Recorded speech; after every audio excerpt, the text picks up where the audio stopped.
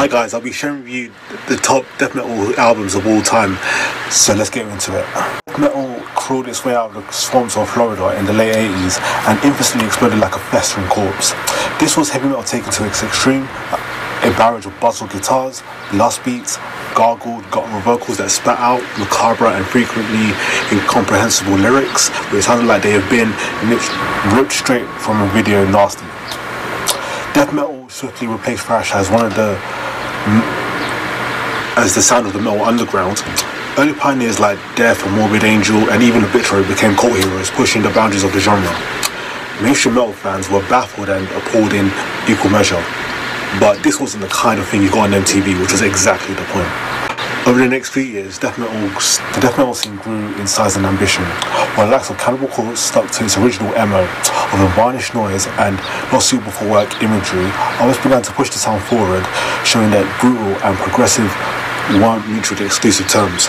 By the mid-90s, death metal suddenly found itself being taken seriously, thanks in part to the influx of bands such as Entombed and At the Gates, who brought a distinctly European flavour to this American art form.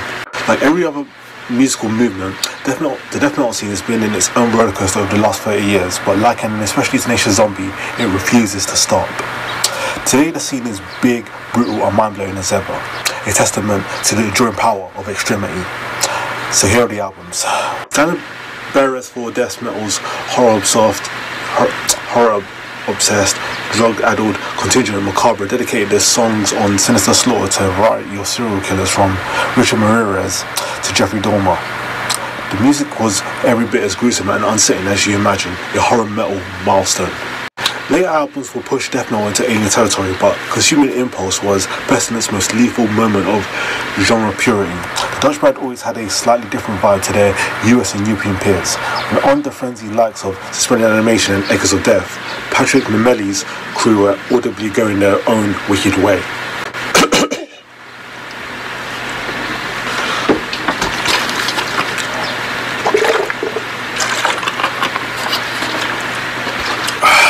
Still rising in popularity more than 2 decades into their career, Amon Amarth represent melodic death metal's epic and bombastic wing, and Twilight of the Thunder God was that album that turned them into a global concern. Never mind all the Viking related stuff, this band's sound always had been rooted in a crushing death metal and the irresistible catchiness of Iron Maiden and Judas Priest. This incidentally is the kind of recipe we can definitely get behind. Raise those horns. Before Behemoth became metal enfants terrible, Vader were busy putting Polish metal on the map, already decade-old veterans by the time of Profundis. This monstrous and profane second album bore the DNA of the thrash band that they once were, but its nailed-on precision was matched by the blunt force brutality, and it set the bar high not just for Eastern European metal, but death metal as a whole. Consistently one of the most inventive and twisted bands in all of extreme metal, Decapitation have become increasingly ambitious over their lengthy lifespan. Monolith of Inhumanity set a new standard for warped progressive death grind, and Travis Ryan's atmospheric sensibilities and mischievous spirit colliding across some truly wild and adventurous brutality. While Seden's Dissection were very much black metal in terms of ideology and atmosphere, they also featured noticeable elements of melodic death metal movement exploding into their home country, as well as classic 80s heavy metal. Their second album is a melodic, majestic and gloriously epic listen that features a measured bombastic tone, yet also makes use of the furious high-paced delivery when necessary. Decapited's latter-day career has been marked by the tragedy of the 2007 tour bus crash which killed drummer Vitek, may he rest peacefully, and left singer Coven paralysed.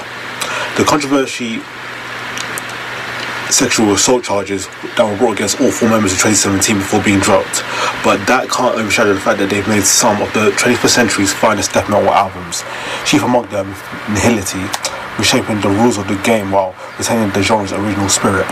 The machine-tooled power of Eternity Too Short and Nihility Anti-Human Manifesto helped define death metal in a new millennium.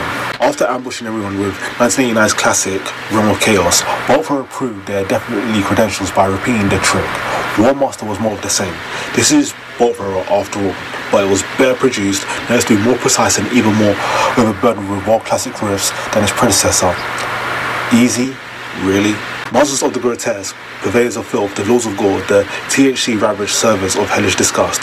Autopsy sounded like no one else when they slithered from the grubby Californian shadows into the death metal spotlight at the tail end of the 80s. The second album, Mental Funeral, is a masterpiece. A repulsive onslaught of the clattering aggression and lumbering doom that tapped intuitively into metalheads' love of horror, inspiring a whole generation of red-eyed miscreants to strap on guitars and unleash hell.